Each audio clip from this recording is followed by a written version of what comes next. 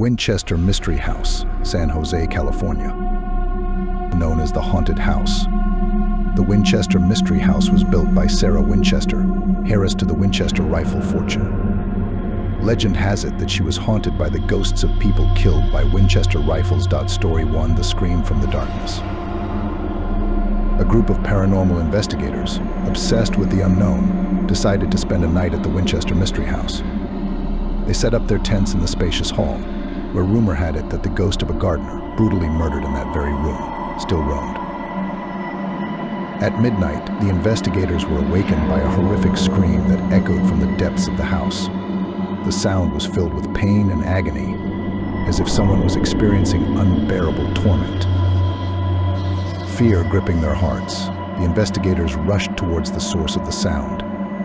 Their flashlights illuminated the eerie silhouettes of rooms filled with antique furniture, paintings, and countless doors leading to unknown destinations. Finally, they reached the room from which the scream emanated. The door was blocked, and a dark, ominous energy seeped through the cracks. One of the investigators, named David, dared to peek through a small opening. What he saw was forever etched into his memory. In the dark room, on an old-fashioned bed, lay a horrifying creature. Its body was twisted in pain, and black ooze seeped from its eyes. David recoiled from the door, horror gripping him. The scream abruptly stopped, as if the creature had devoured itself. The investigators, unable to recover from the experience, immediately left the house. The next day, they returned to the Winchester Mystery House, hoping to unravel the mystery of the ghastly creature.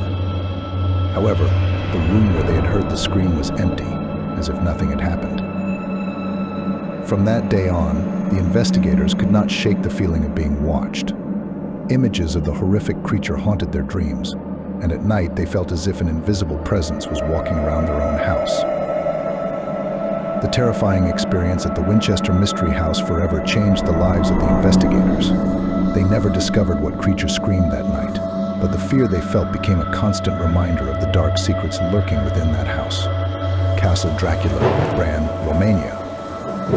This Gothic castle, shrouded in legends of Vlad the Impaler, better known as Dracula, possesses a chilling atmosphere. Its old walls seem to be soaked in blood and horror, and its dark corridors mysteriously conceal terrifying secrets. Story 2: Encounter with a Vampire. One of the tourists, named Ivan, who had always been fascinated by the legend of Dracula, decided to explore the castle's dark corridors. He was alone, as the other tourists were too afraid to go to this eerie place. Ivan wandered through the castle, searching for secret rooms and treasures that were rumored to be hidden here. Suddenly, he heard the sound of footsteps echoing behind him. Turning around, he saw a horrifying creature emerge from the darkness. It was a vampire. His pale skin shone in the dim light of Ivan's flashlight, and his sharp fangs glistened like predatory fangs. The vampire's eyes burned with red flames, reflecting his thirst for blood. Ivan froze in terror. He had heard legends of vampires, but he never thought he would encounter one. The vampire slowly approached, his steps echoing eerily down the stone corridor. Ivan realized that escape was futile. The vampire stopped in front of him, and Ivan felt the ghastly stench of decay emanating from the creature. The vampire reached out his hand to his neck, and Ivan felt the cold touch of long, pale fingers. Suddenly, a terrifying scream erupted from the depths of the castle. It was a piercing, inhuman sound that shook Ivan to his core. The vampire froze. Seemingly even he was startled by this deafening screech. Seizing this momentary lapse, Ivan gathered all his strength and shoved the vampire away. The creature recoiled, glaring at him with hatred. Ivan didn't wait for further action. He ran back down the corridor, his heart pounding in his chest. He glanced into the side passages, hoping to find an exit. The scream rang out again, now closer. Ivan felt the vampire's breath on his neck. He realized he couldn't escape. With the last of his strength, he pushed open the heavy oak doors, which suddenly swung open. Ivan burst into a large hall filled with coffins. He found himself in the ancestral tomb of the Count Dracula. The vampire appeared behind him, his eyes burning with hatred. Ivan had calculated everything meticulously. He knew that vampires feared holy water, which he had brought with him beforehand. He took the bottle out of his bag and sprayed the vampire with it. The creature howled in pain, its body sizzling and smoking. The vampire recoiled, covering his face with his hands. Ivan took advantage of this and ran to one of the coffins. He struggled to push back the heavy lid and climbed inside. Closing the coffin from within, he held his breath and listened. He could hear the vampire's furious roar and his frantic search. The hours passed, or perhaps even eternities. Finally, everything went quiet. Ivan cautiously opened the coffin. The hall was empty. The vampire was gone. Ivan climbed out of the cramped sarcophagus, his body trembling with fear and exhaustion. He looked around at the long row of coffins, imagining that each one could be concealing some ghastly ghost or undead creature. Light was approaching. Ivan heard voices echoing from the corridor.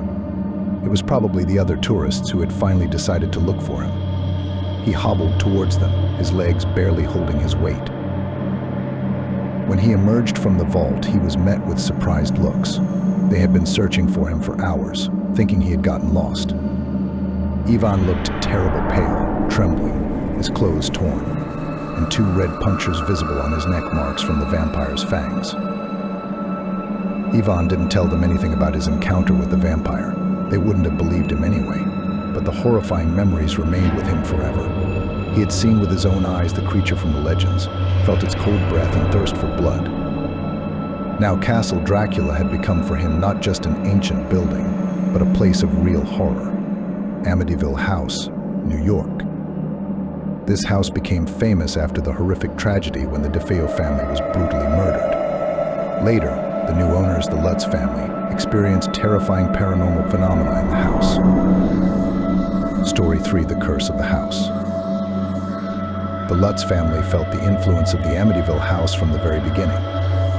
On the first night, their son George started talking about Jody, his invisible friend. The parents didn't pay attention to it, considering it a child's fantasy. But with each day, the strange events multiplied. Doors opened and closed on their own. Footsteps echoed through the house, even though no one was there. The temperature would suddenly drop in certain rooms, and a foul odor of decay would fill the air. One night, George woke up screaming. He claimed that Jody was angry and wanted to take him away. The parents rushed to his room, but there was no one there. The next day, while cleaning the basement, Mr. Lutz made a horrifying discovery. Under an old rug, he found a secret hatch. Opening it, he saw a narrow corridor leading into darkness. The smell of decay, which they had smelled before, became unbearable. Lutz turned on his flashlight and went down. The corridor was short and led him to a small room. What he saw there was forever etched into his memory. The room was covered in symbols drawn in blood. In the middle lay animal bones, and on the wall hung a mirror that reflected not his face, but the face of a demonic creature with horns and burning eyes. Lutz closed the hatch and ran out of the basement. He realized that the Amityville house was cursed, and that something terrible was lurking within its walls. The Lutz family did not stay in the house for another night. They fled, leaving behind their horrific memories in the cursed place. But the Amityville house still stands, its windows like empty eye sockets staring out at the world, waiting for new victims.